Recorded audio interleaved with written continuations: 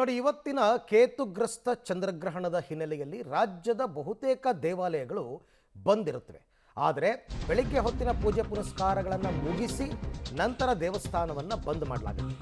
ಇವತ್ತು ಕಾಡುಮಲ್ಲೇಶ್ವರ ದೇವಸ್ಥಾನ, ಬೆಂಗಳೂರಿನ ಕಾಡುಮಲ್ಲೇಶ್ವರ ದೇವಸ್ಥಾನದಲ್ಲಿ ಎಂದಿನಂತೆ ಪೂಜೆ ಪುನಸ್ಕಾರಗಳು ಮಧ್ಯಾಹ್ನ 12 ಗಂಟೆಯವರೆಗೆ ದರ್ಶನಕ್ಕೆ ಅವಕಾಶವನ್ನು ಕೊಡ್ತಾರೆ. ಬೆಳಗ್ಗೆ 9:30ರ ಬಳಿಕ ಮಹಾಮಂಗಳಾರತಿಯನ್ನು ನೆರವೇರಿಸಲಾಗುತ್ತೆ.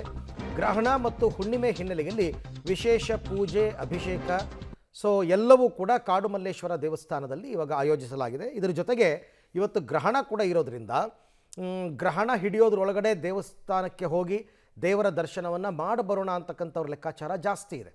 ಇವತ್ತು ಹೋಳಿ ಹುಣ್ಣಿಮೆ ಕೂಡ ಇರೋದ್ರಿಂದ ತುಂಬ ಜನ ದೇವಸ್ಥಾನಗಳಿಗೆ ಭೇಟಿ ಕೊಡ್ತಾರೆ. ಅಂಥವ್ರಿಗೆ ಅನುಕೂಲ ಆಗಲಿ ಅನ್ನೋ ಕಾರಣಕ್ಕೋಸ್ಕರ 12 ಗಂಟೆ ತನಕ ಕೆಲವು ದೇವಸ್ಥಾನ, 9 ಗಂಟೆ ತನಕ ಕೆಲವು ದೇವಸ್ಥಾನ ತೆರೆದಿರುತ್ತೆ. ವಿಶೇಷ ಪೂಜೆ ಪುನಸ್ಕಾರಗಳನ್ನು ಮಾಡ್ತಾರೆ. ಬೆಳಿಗ್ಗೆ 12:30ವರೆಗೂ ಪೂಜೆ ನಡೆಯಲಿದೆ. 9 ಗಂಟೆಗೆ ರುದ್ರಾಭಿಷೇಕ, ಪಂಚಾಮೃತ ಸಹಿತ ರುದ್ರಾಭಿಷೇಕ ಆಗಿ 11 ಗಂಟೆ ಮಹಾಮಂಗಳಾರತಿ ಇರುತ್ತೆ. 12 ಗಂಟೆಗೆ ಇಲ್ಲಿ ಬಾಗಿಲು ಹಾಕ್ತಾಯಿದ್ದೀವಿ. 12:30 ಅಷ್ಟೊತ್ತಿಗೆ ಬಾಗಿಲು ಹಾಕ್ತೀವಿ ದೇವಸ್ಥಾನ. ಇಲ್ಲಿ ಮಧ್ಯಾಹ್ನ 3 ಗಂಟೆ 10 ನಿಮಿಷದಿಂದ 6:45ವರೆಗೂ ಗ್ರಹಣ ಕಾಣಿಸ್ಕೊತಾರೆ. ಅದು ನಮಗೆ ಗೋಚಾರ ಆಗೋದು ಬಂದು ಇಲ್ಲಿ 6:20ರಿಂದ 6:47ವರೆಗೂ ಇದೆ. ಮಖ ನಕ್ಷತ್ರ ಸಿಂಹರಾಶಿ, ಪುಬ್ಬ ನಕ್ಷತ್ರ ಸಿಂಹರಾಶಿಯವರು, ಉತ್ತರ ನಕ್ಷತ್ರ ಕನ್ಯಾ ರಾಶಿಯವರು ಈ ನವಗ್ರಹ ಶಾಂತಿ ಪೂಜೆಗಳೆಲ್ಲ ಕೊಡ್ತಾಯಿದ್ದಾರೆ. ಆ ದೋಷ ಇರುವಂಥವ್ರು ಬಂದು ಇಲ್ಲಿ ಅರ್ಚನೆ ಮಾಡಿಸ್ಕೊಂಡು ಚಂದ್ರನಿಗೆ ವಿಶೇಷವಾಗಿ ಈಶ್ವರನ ಕ್ಷೀರಾಭಿಷೇಕ ಕೊಡ್ತಾಯಿದ್ದಾರೆ. ನಾಳೆಗೆ ಕ್ಷೀರಾಭಿಷೇಕ, ವಿಶೇಷ ರುದ್ರಾಭಿಷೇಕ, ಆಮೇಲೆ ಚಂದ್ರನ ಕ್ಷೀರಾಭಿಷೇಕ ಆಗುತ್ತೆ. ನವಗ್ರಹ ಶಾಂತಿ ಪೂಜೆ ಎಲ್ಲ ನಾಳೆ 9 ಗಂಟೆಗಿದೆ. 7 ಗಂಟೆಗೆ ವಿಶೇಷವಾಗಿ ಪುಣ್ಯಾವಚನೆ ಆಗಿ ಜಲಾಭಿಷೇಕ, ಈಶ್ವರನ ಜಲಾಭಿಷೇಕ ಆಗಿ ಗ್ರಹಣ ಬಿಟ್ಟು ಮೋಕ್ಷ.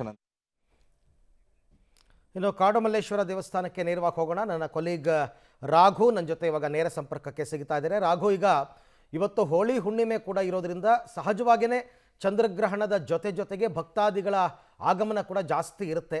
ಏನು ಹೇಳ್ತಾರೆ ಚಂದ್ರಗ್ರಹಣದ ಬಗ್ಗೆ ಅರ್ಚಕರು ಅಥವಾ ಭಕ್ತಾದಿಗಳು, ಅವರೆಲ್ಲ ಏನು ಮಾತು ಅಂತ?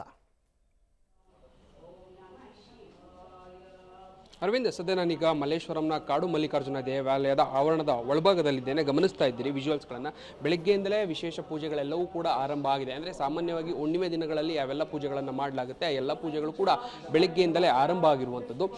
ಒಂದಷ್ಟು ಜನ ಭಕ್ತರು ಸಾಮಾನ್ಯವಾಗಿ ಬರ್ತಾ ಇದ್ದಾರೆ. ಹೆಚ್ಚಾಗಿ ಸಾಮಾನ್ಯವಾಗಿ ಗ್ರಹಣ ಮುಗಿದ ನಂತರದಲ್ಲಿ ಆ ದೋಷ ಇರುವಂಥವ್ರು ಇರ್ತಾರೆ, ಅಥವಾ ಗ್ರಹಣ ಮುಗಿತು ಮೋಕ್ಷ ಕಾಲ ಆಗಿದೆ ಅನ್ನುವಂಥ ಕಾರಣಕ್ಕಾಗಿ ಒಂದಷ್ಟು ಜನ ದೇವರ ದರ್ಶನಕ್ಕೆ ಬರುವಂಥದ್ದು ಸಾಮಾನ್ಯವಾಗಿ ಹೆಚ್ಚಾಗಿರುತ್ತೆ. ಈಗ ಸಾಮಾನ್ಯ ಪರಿಸ್ಥಿತಿಯಲ್ಲಿ ಜನ ಬರ್ತಾ ಇರುವಂಥದ್ದು, ಭಕ್ತರು ಬರ್ತಾ ಇರುವಂಥದ್ದು, ದೇವರ ದರ್ಶನವನ್ನು ಮಾಡಲಾಗ್ತಾ ಇದೆ. ಇನ್ನು ದೇವಸ್ಥಾನದ ವಿಚಾರಕ್ಕೆ ಬರೋದಾದ್ರೆ ಮಧ್ಯಾಹ್ನ 12:30 ಸುಮಾರಿಗೆ ದೇವಾಲಯವನ್ನು ಕಂಪ್ಲೀಟ್ ಆಗಿ ಕ್ಲೋಸ್ ಮಾಡಲಾಗುತ್ತೆ. 9:30ಕ್ಕೆ ಇವಾಗ ವಿಶೇಷ ಪೂಜೆಗಳೆಲ್ಲವೂ ಕೂಡ ಆರಂಭವಾಗುವಂಥದ್ದು.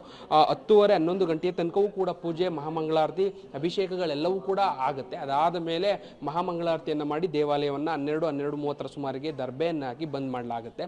ಅದಾದ ಮೇಲೆ ಸಂಜೆ 7 ಗಂಟೆ ತನಕ ಯಾವುದೇ ರೀತಿಯಾದಂತಹ ದರ್ಶನಕ್ಕೆ ಅವಕಾಶಗಳು ಇರೋದಿಲ್ಲ. ಸಂಜೆ 7 ಗಂಟೆ ನಂತರ ಪುಣ್ಯ ಶುಚಿತ್ವ ಆದ ಮೇಲೆ 7:30 ನಂತರ, ಅಂದರೆ ಸಂಜೆ 7:30 ನಂತರದಲ್ಲಿ ಮತ್ತೆ ಅಭಿಷೇಕಗಳನ್ನೆಲ್ಲವನ್ನ ಮಾಡಿ ರುದ್ರಾಭಿಷೇಕ, ಕ್ಷೀರಾಭಿಷೇಕವನ್ನು ಮಾಡಿ ದೇವರಿಗೆ ಮತ್ತೆ ಭಕ್ತರಿಗೆ ದರ್ಶನಕ್ಕೆ ಅವಕಾಶವನ್ನು ಕೊಡುವಂಥದ್ದು. ರಾತ್ರಿ 9:30 ತನಕವೂ ಕೂಡ ದೇವರಿಗೆ ದರ್ಶನಕ್ಕೆ ಅವಕಾಶವನ್ನು ಮಾಡಿ ಕೊಡಲಾಗುವಂಥದ್ದು. ಇದನ್ನು ಹೊರತುಪಡಿಸಿದ್ರೆ ಇವತ್ತಿನ ಯಾವುದೇ ರೀತಿಯಾದಂಥ ಪೂಜೆಗಳು ಇರೋದಿಲ್ಲ.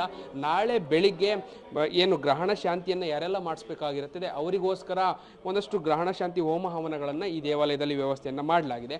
ಇವತ್ತು 12 ಗಂಟೆ ತನಕವೂ ಕೂಡ ಈಗ ಭಕ್ತರಿಗೆ ದೇವರ ದರ್ಶನಕ್ಕೆ ಅವಕಾಶವನ್ನು ಮಾಡಿ ಕೊಡಲಾಗಿದೆ. 12 ಗಂಟೆ ನಂತರದಲ್ಲಿ ದರ್ಬೆಯನ್ನು ಹಾಕಿ ದೇವಾಲಯವನ್ನು, ಗರ್ಭಗುಡಿ ಸೇರಿದಂತೆ ಇಡೀ ಪೂರ್ತಿ ದೇವಾಲಯವನ್ನು ಬಂದ್ ಮಾಡಲಾಗುತ್ತೆ.